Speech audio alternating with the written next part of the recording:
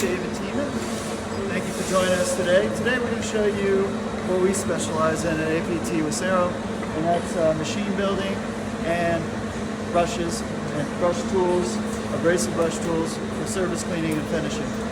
So here you see one of our designs, a cantilever machine that we can do up to 36-inch wide flat strip. And what we're doing here is cleaning this hardened material with a brush-to-brush configuration using non-woven abrasives. And what you will see here is we have a quick brush change design. You undo these two bolts, and then you can pull the brush off and do a quick change should you have different metals and need a different setup of brushes.